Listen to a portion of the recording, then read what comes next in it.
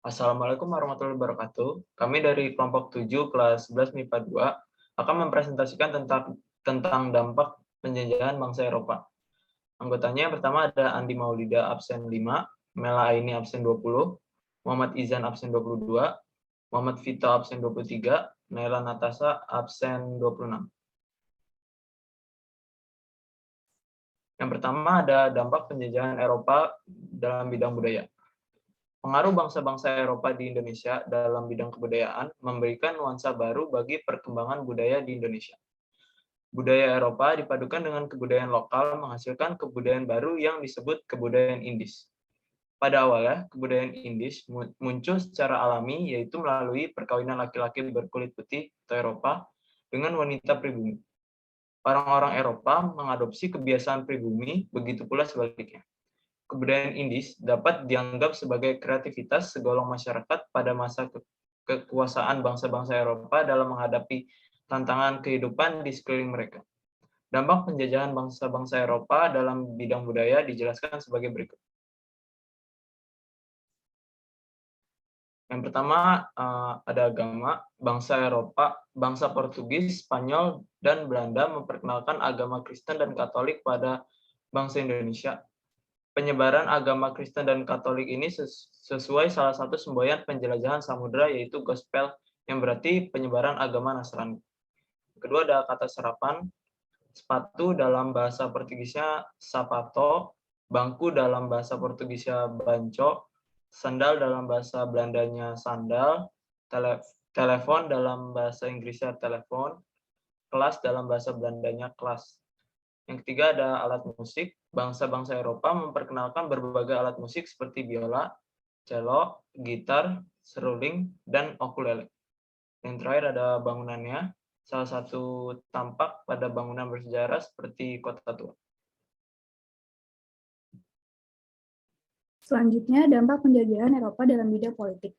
Pengaruh kekuasaan Belanda semakin kuat dikarenakan intervensi yang intensif dalam permasalahan di sana, seperti pergantian tahta, pengangkatan pejabat kerajaan, atau partisipasinya dalam menentukan kebijaksanaan pemerintah kerajaan. Dengan demikian, dalam bidang politik, para penguasa pribumi makin tergantung pada kekuasaan asing, hingga kebebasan dalam menentukan kebijaksanaan pemerintah istana semakin menipis. Di samping itu, aneksasi wilayah yang dilakukan oleh penguasa asing mengakibatkan semakin menyempitnya wilayah kekuasaan pribumi. Penghasilan yang berupa lungguh, upeti, atau hasil bumi semakin berkurang, bahkan hilang, sebab kedudukannya telah berganti sebagai alat pemerintah Belanda. Jadi dampak penjajahan bangsa Eropa dalam bidang politik adalah sebagai berikut. Daendels atau Raffles sudah mengatakan dasar pemerintahan yang modern. Para bupati dijadikan pegawai negeri dan digaji, padahal menurut adat istiadat, kedudukan bupati adalah turun-temurun dan mendapat upeti dari rakyat. Bupati dijadikan alat kekuasaan pemerintah kolonial, pamong peraja yang dahulu berdasarkan garis keturunan, sekarang menjadi sistem kepegawaian. Jawa dijadikan tempat pusat pemerintahan dan membaginya menjadi wilayah prefektur. Belanda dan Inggris merupakan intervensi terhadap persoalan kerajaan, contohnya tentang pergantian tahta kerajaan sehingga imperialis mendominasi politik di Indonesia, yang mengakibatkan peranan elit kerajaan berkurang dalam politik dan kekuasaan pribumi bahkan bisa runtuh. Hukum adat diubah menjadi sistem hukum barat modern. Kebijakan yang diambil raja dicampuri Belanda. Terus kemudian perubahan dalam politik pemerintahan kembali terjadi akibat kebijakan politik Pax Netherlandica di akhir abad 19 menuju awal abad 20. Selain itu, sistem pemerintahan di Indonesia sekarang merupakan warisan dari penerapan ajaran trias politika yang dijalankan oleh pemerintah kolonial Belanda. Dalam badan yudikatif disebut pemerintah kolonial Belanda membagi badan peradilan menjadi 3 macam berdasarkan golongan masyarakat di Hindia Belanda. Badan-badan tersebut terdiri dari peradilan bangsa Eropa, peradilan orang timur asing, dan peradilan orang pribumi. Dalam badan legislatif, pemerintah kolonial Belanda membentuk Volksraad atau Dewan Rakyat pada tahun 1918. Selanjutnya itu ada dampak penjajahan Eropa bidang pendidikan. Akhir abad 19, pemerintah Belanda mengubah kebijakan Indonesia, yaitu mengurangi praktik eksploitasi sumber daya alam. Kebijakan ini diterapkan oleh Ratu Wilhelmina sebagai balas budi dan untuk meningkatkan kesejahteraan rakyat. Kebijakan baru tersebut salah satunya itu terdapat edukasi. Dampak yang pertama itu adanya berdirinya sekolah-sekolah di Indonesia. Pemerintah ini mendirikan berbagai sekolah, diantaranya dari sekolah desa yaitu Vlok School, meningkat lagi menjadi Vervolok school, sekolah lanjutan, meningkat lebih tinggi lagi yaitu MULO untuk sekolah menengah pertama dan AMS untuk sekolah menengah atas. Meningkat lagi menjadi kejuruan calon pegawai negeri sipil yaitu OSVIA dan kejuruan medis yaitu STOVIA. Dampak yang keduanya itu lahirnya golongan terpelajar. Awal abad 20, pertumbuhan pendidikan berkembang pesat, sehingga mendorong munculnya golongan intelektual, terpelajar, ide dan gagasan yang cemerlang, serta pemikiran yang maju dan modern, untuk berusaha membebaskan bangsa dari segala bentuk penindasan dan kolonialisme Belanda. Di mana golongan intelektual, terpelajar, tidak memandang keberagaman bangsa Indonesia sebagai perbedaan, melainkan alat untuk mempersatukan bangsa. Selain itu, dampak yang paling membawa perubahan saat golongan intelektual mulai mengenal perpolitikan, dan dari situlah bermunculan organisasi-organisasi muda. Antara lain terdapat Budi Utomo, Serikat Islam, Industri Partai Muhammadiyah, Nadatul Ulama, Kartini Fund, dan Jong Java. Selanjutnya ada dampak penjajahan Eropa dalam bidang sosial. Kedatangan bangsa Eropa ke Indonesia membawa dampak dalam bidang sosial. Salah satu dampak dalam bidang sosial adalah munculnya masyarakat yang menganut agama Katolik serta pengaruh Kristen Protestan. Kedatangan Portugis yang membawa semangat 3G, yaitu Gold, Glory, dan Gospel, mempengaruhi penyebaran agama Kristen dan Katolik di Indonesia.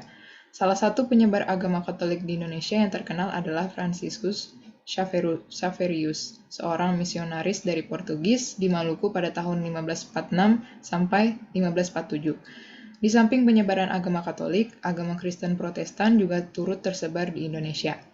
Penyebaran agama Kristen Protestan mulai terjadi pada masa pemerintahan Gubernur Jenderal Raffles. Penyebaran agama ini dilakukan oleh Netherlands Zendelingenootschap atau NZG, yaitu organisasi yang menyebarkan agama Kristen Protestan berdasarkan Alkitab. Beberapa tokoh yang tergabung dalam NZG yang terkenal adalah Ludwig Ingwer Nommensen dan Sebastian Kengkaerts. Namun penjajahan tetaplah penjajahan, sehingga kedatangan penjajahan bangsa Eropa malah justru memperburuk sosial bangsa kita. Dalam bidang sosial, dampaknya yang pertama terjadinya perubahan pelapisan sosial dalam masyarakat pada masa kolonial. Ada 3 golongan, yaitu yang pertama golongan Timur Asing yang terdiri dari orang Cina dan Timur Jauh. Yang golongan kedua yaitu golongan Eropa, terdiri dari orang Belanda dan orang Eropa lainnya. Dan yang ketiga golongan pribumi. Lalu dampak yang kedua terjadinya mobilitas sosial, yaitu adanya gelombang transmigrasi terutama untuk memenuhi tenaga-tenaga di perkebunan yang dibuka Belanda di luar Jawa. Dampak ketiga muncul golongan buruh dan golongan majikan karena berdirinya pabrik dan perusahaan sehingga pekerjaan masyarakat Indonesia menjadi dinamis. Dampak selanjutnya munculnya elit terdidik karena tuntutan memenuhi pegawai pemerintah sehingga menyebabkan didirikannya sekolah-sekolah di berbagai kota. Dampak selanjutnya pembentukan status sosial di mana yang tertinggi adalah Eropa, lalu Asia dan Timur, yang terakhir kaum pribumi. Dampak selanjutnya terjadinya penindasan dan pemerasan secara kejam. Tradisi yang dimiliki oleh bangsa Indonesia seperti upacara dan tata cara yang berlaku dalam lingkungan istana menjadi sangat sederhana, bahkan cenderung dihilangkan. Tradisi tersebut secara perlahan-lahan digantikan oleh tradisi pemerintahan Belanda. Yang terakhir, daerah Indonesia terisolasi di laut sehingga kehidupan berkembang ke pedalaman. Kemunduran perdagangan di laut secara tak langsung menimbulkan budaya feodalisme di pedalaman. Dengan feodalisme, rakyat pribumi dipaksa untuk tunduk pada tuan tanah barat atau timur asing sehingga kehidupan penduduk Indonesia mengalami kemerosotan. Selanjutnya adalah dampak penjajahan Eropa di bidang ekonomi. Masyarakat Indonesia diperkenalkan pada mata uang pada masa Raffles menjalankan kebijakan sistem sewa tanah. Diperkenalkannya uang kertas dan logam mendorong munculnya perbankan modern di Hindia Belanda. Muncul bank-bank modern di Hindia Belanda seperti de Deventer Bank, Netherlands Handelsmaatschappij, dan Eskomto Bank.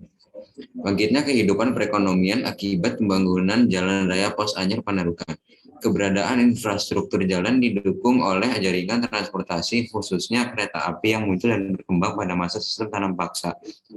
Jaringan kereta api muncul dan berkembang di Hindia Belanda sebagai sarana pengantaran hasil perkebunan yang ada di Hindia Belanda, serta transportasi masyarakat. Munculnya sistem transportasi ini merupakan dampak kedatangan bangsa Eropa bagi Indonesia yang masih bisa dimanfaatkan hingga hari ini. Belanda dengan tujuan mencari rempah-rempah harus membuat infrastruktur untuk mengangkut pasokan bahan makanan. Mereka punya andil dalam pembangunan rel kereta dan jalan raya. Bahkan mereka juga membangun waduk dan saluran irigasi. Selain itu, mereka juga membangun industri pertambangan dengan membuka kilang minyak bumi di Tarakan, Kalimantan Timur. Tetapi pembangunan di bidang ekonomi yang dikembangkan oleh Belanda membuat rakyat Indonesia semakin menderita. Rakyat Indonesia diperlakukan secara tidak manusiawi. Kebijakan tanam paksa dan ekonomi liberal membuat rakyat Indonesia dipaksa menjadi penghasil bahan mentah. Alhasil kita tidak mempunyai jiwa entrepreneur. Monopoli dagang VOC juga membuat perdagangan Nusantara di kancah internasional mundur. Dampak kolonialisme dan imperialisme di bidang ekonomi yang dilakukan oleh pemerintah kolonial bangsa Barat terhadap rakyat Indonesia adalah sebagai berikut. Monopoli dan penguasaan suatu daerah atau koloni oleh penjajah menyebabkan situasi yang tidak sehat dalam hal perdagangan. Perekonomian bergeser dari pertanian pangan menjadi industri perkebunan.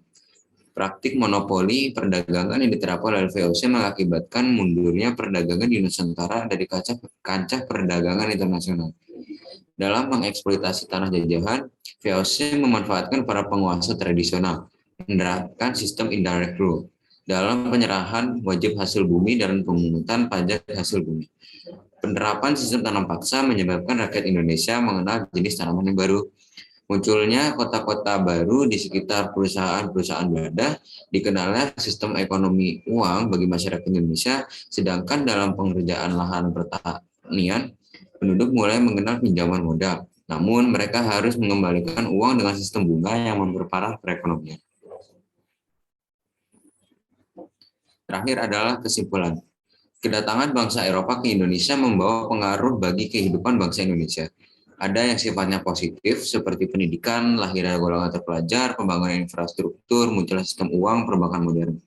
Ada juga yang sifatnya negatif, seperti segregasi sosial, penindasan dan pemerasan secara kejam, penderitaan akibat kerja dan tanam paksa, dan masih banyak lagi.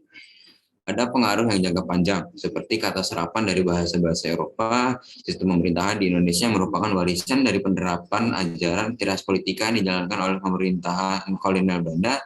Sistem pendidikan di Indonesia, agama yang dianut bangsa Indonesia, sistem ekonomi, infrastruktur yang masih berdiri, dan masih banyak lagi.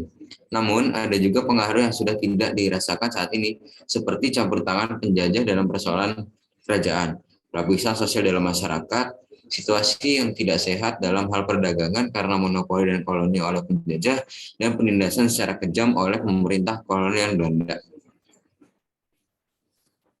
Sekian dari kami, terima kasih. Wassalamualaikum warahmatullahi wabarakatuh.